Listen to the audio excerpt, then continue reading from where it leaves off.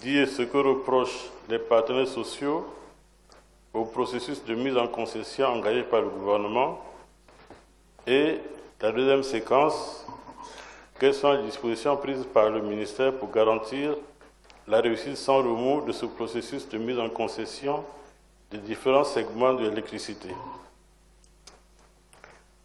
En réponse, je souhaite informer, si vous savez déjà, c'est que hier, le Premier ministre chef du gouvernement a réuni les syndicats en présence du ministre d'État, ministre chargé du dialogue social, le ministre d'État Yessa, en présence du ministre de l'Économie et des Finances et de moi-même.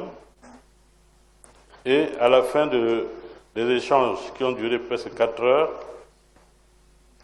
il a été retenu que la loi 14-2003, d'avril 2003, portant code de l'électricité, est menée dans son exécution en toute transparence depuis 2003, en passant par 2010, 2017, 2018, dissolution de la SNE, création de KRC, jusqu'aux phases actuelles concernant les mises en concession et les conventions d'affermage.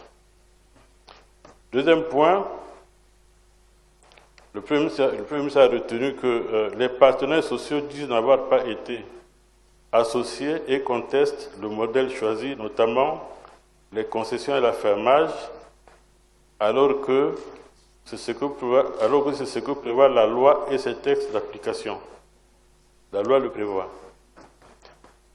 Troisièmement, enfin, le Premier ministre a retenu et a ouvert les discussions en invitant les partenaires sociaux à lire les conventions, relever les points d'attention, apporter des amendements éventuels qui pourront être des avenants et proposer, s'il le faut, le modèle qu'ils croient le plus adapté que celui choisi par le gouvernement.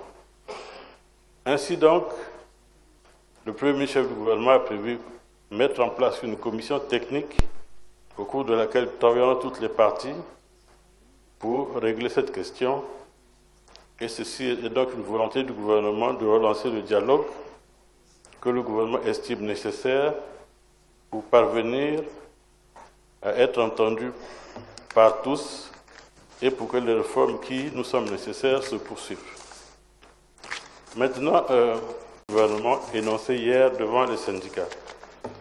Et d'ici là, le comité sera mis en place et les débats de détail auront lieu à ce niveau pour arriver à des conclusions qui puissent satisfaire toutes les parties. Maintenant, permettez, Honorable Président, que je rappelle les buts de la réforme commencée en 2003. Premièrement, c'est pour améliorer la gouvernance et attirer les investissements privés dans le secteur.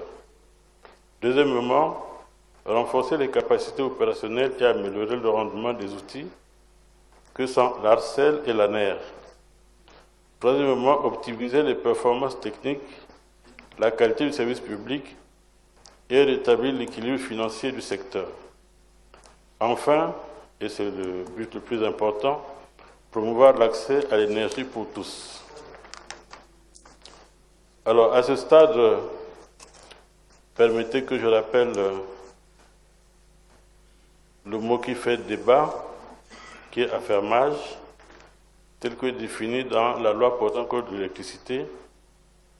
L'affermage est un contrat de délégation de gestion du service public par lequel l'autorité délégante confie à un tiers, contre paiement d'une redevance, le mandat de gérer le service public de l'électricité à ses frais, risques et périls.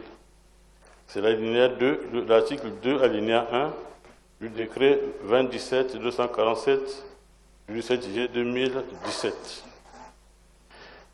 Maintenant, sans préjudice des questions orales avec débat qui auront lieu, je voulais ici rassurer au nom du gouvernement que rien n'est vendu.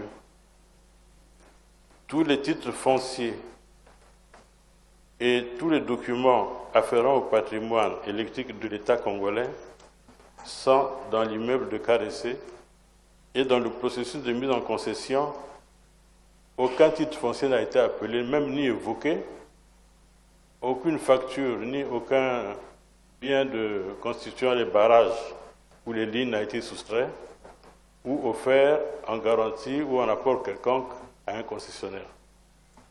Et je me réfère au rapport Proé, qui fait des milliers de pages et qui est à Eucarissé. Tous les titres fonciers sont à Eucarissé. Parce que la vente, donc la perte de souveraineté passe par l'aliénation du bien. Aucun bien n'a été distrait de la comptabilité de Eucarissé. Voilà, Président, à ce stade, je souhaite m'arrêter. S'il y a des commentaires, je pourrais donner suite à des détails comme le souhaitait l'honorable qui est intervenu en préalable à l'entame de cette session. Merci.